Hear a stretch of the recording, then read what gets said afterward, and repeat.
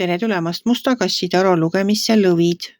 Siit tuleb lugemine teile nädalaks 27. juuli kuni 2. august. Ma olen teile siia valmis pannud 7 kaarti ja vaatame, mis neil kaartidel teile siis selleks nädalaks öelda on. Nädal algab teil siin karikate ässaga ja kõrval kohe on müntide 10. Karikate äss on meie emotsioonid. See karikate äss tegelikult tähendab suurt rõõmu, ülevoolavat rõõmu. Ma arvan, et see rõõm on seotud selle müntide 10-ga, et teil on mingi projekt väga edukalt lõppenud või ongi nii edukas, et võib-olla toob teile ka edaspidi raha sisse. Igal juhul on see rõõm sellest rahast, sellest edukast projektist. Võib-olla on midagi nii hästi käima läinud, et te ei osanud oodatagi, et see võib nii hästi käima minna ja nii suurt nagu sissetulekut teile tuua. See rõõm on nii suur, kuidas ma ütlen, see ongi selline ülevoolav ja sellest suurest rõõmust saavad osa ka teie lähedal seisvad inimesed, teie lähedased, ma ei tea, võib-olla töökaaslased, võib-olla äripartnerid, et rõõmustate koos, kuna see karikate äss on selline ülevoolav rõõm, et see on karikas, mis ajab üle. Ja siis ongi see, et kui asi ajab üle, siis saavad ka teised sellest osa. Edasi tuleb teil siin uus pakkumine, müntide baas. Ja mitte üks pakkumine, kuna müntide baasi kõrval on karikate 7, mis tähendab, karikate 7 tähendab pakkumiste paljusust või valikute paljusust. Et osad nendest pakkumistest või valikutest ei ole teostatavad, aga osad ilmselt on. Et siin tuleb olla ettevaatlik, enne kui millegagi alustada, tuleks teha põhjalik analüüs pakkumistele, et kui palju see nõuab teilt aega, raha, energiat, kui sellega alustada, kas ja millal ta ennast ära tasub, kui palju te peate sellesse panustama, võib-olla muude projektide kõrvalt, et siis te saate aru, kas sellel asjal üldse mõtet on, et mõni ongi võib-olla lihtsalt tühja tuule taga ajamine, aga tulu sellest ei tõuse, kulutate ainult iseennast. Aga see on ju lihtne, sellepärast, et siin all on teil ülempreestrinna ja ülempreestrinna räägib sellest, et küsimust pole, sellepärast, et kõik vastused on teie enda sees. Te tegelikult olete juba, kuidas ma siis ütlen, nii kogenud, et te oskate vahet teha sellel, mis tasub ja mida ei tasu vastu võtta.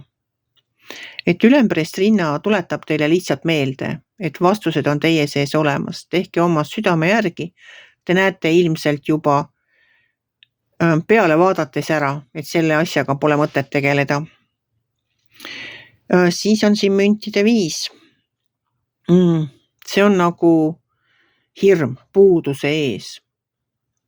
Et kui ma nüüd võtan sealt mingi pakkumise, investeerin sinna, loomulikult on hirm, et kas ma, isegi siis, kui ta nagu paberi peal ära tasub, et kas ma ka reaalselt oma investeeringu tagasi saan ja et mitte tagasi, vaid ikkagi kasudega tagasi. See on seesama, et investeerida enda raha, investeerida enda aega, enda energiat. Et see on lihtsalt hirm selle ees, et ei pruugi tagasi tulla kõik see, mida ma sinna olen panustanud. Aga viimane kaart näitab, et teie soovid hakkavad täituma. Just need, mida te olete varem soovinud. Et see on soovide täitumise kaart. See on karikate 9. Et nüüd te siis näete, kas te midagi nendest teie ette laotud pakkumistest olete endale soovinud. Et nüüd on see aeg ja nüüd on see pakkumine tehtud ja nüüd ma võin selle vastu võtta. Või see ei ole veel seekord nii, et eks te ise teate, mida te soovisite, mida te elult tahtsite. Nüüd lihtsalt universum on võtnud selle täitmiseks, täita teie soove, mis on minu meelest väga tore. Ma olen mitu korda varem ka öelnud, kui teile see müntide 5 on tulnud, et ei ole vaja karta, sest teil on nii palju tarkust, nii palju peale hakkamist, et te saate igas olukorras hakkama ja leiate selle kõige tulusama ja kõige parema tee iseenda jaoks, ilma et te peaksite päevagi vaesust kartma. Pigem võite te karta seda, et teil jääb ajast puudu või et väsite ära, energiat ei ole, aga kindlasti ei ole te materiaalselt vaene. Ma arvan, et teie saate küll hakkama igas olukorras ega pea kartma seda, et investeerides kuhugi, isegi kui see võib-olla ei lähe päris nii, nagu te olete mõelnud, ei tule nagu nii suuri sissetulekuid, võib-olla ei teeni nii suuri protsente.